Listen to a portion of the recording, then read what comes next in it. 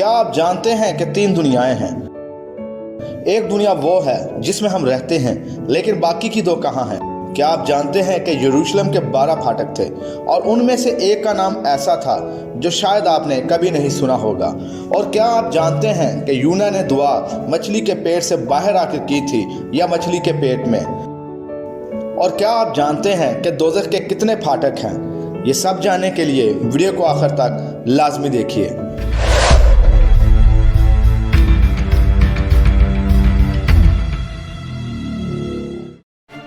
हम जानते हैं कि 3 जन्नतें हैं और इसी तरह 3 दुनिया हैं। एक वो दुनिया जिसमें हम रहते हैं और एक वो दुनिया जहां खुदा बाप, बेटा, फरिश्ते और वो लोग जो यीशु मसीह में सो जाते हैं रहते हैं।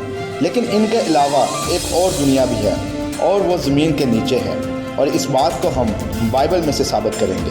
फिलिपियों 2 बाब और उसकी 10वीं और 11वीं आयत में कुछ यूँ लिखा है, ताकि यीशु के नाम पर हर एक घुटना झुके, खा आसमानियों का हो, खा ज़मीनियों का, खा उनका जो ज़मीन के नीचे हैं, और खुदा बाप के जलाल के लिए हर एक ज़बान इकरार करे कि यीशु मसीह खुदावंद है।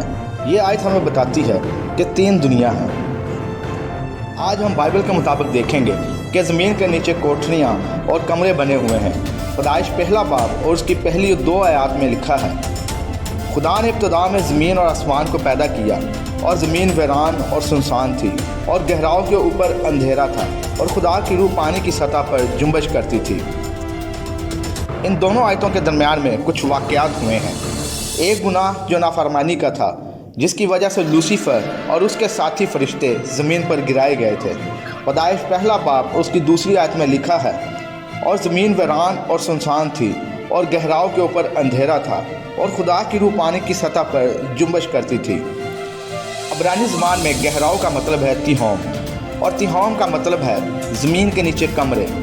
इस जगह को बाइबल में पाताल, अथाह गड़ा कहा गया है।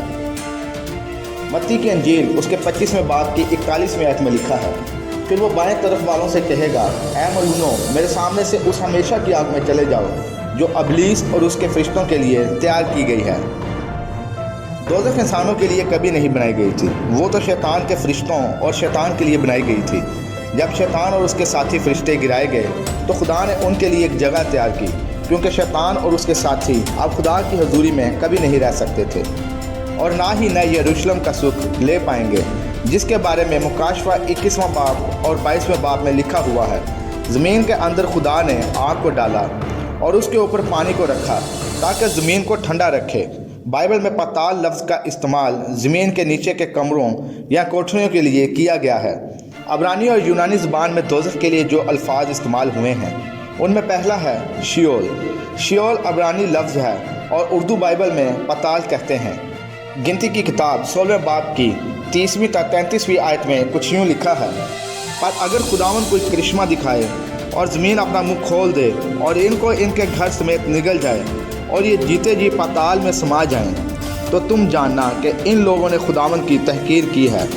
उसने ये बातें ख़त्म की ही थी कि ज़मीन उनके पांव तले फट गई, और ज़मीन ने अपना मुँह खोल दिया और उनको और उनके घर बार को और कोरा के हाँ के सब आदमियों को और उनके सारे मालो असबाब को निगल गई।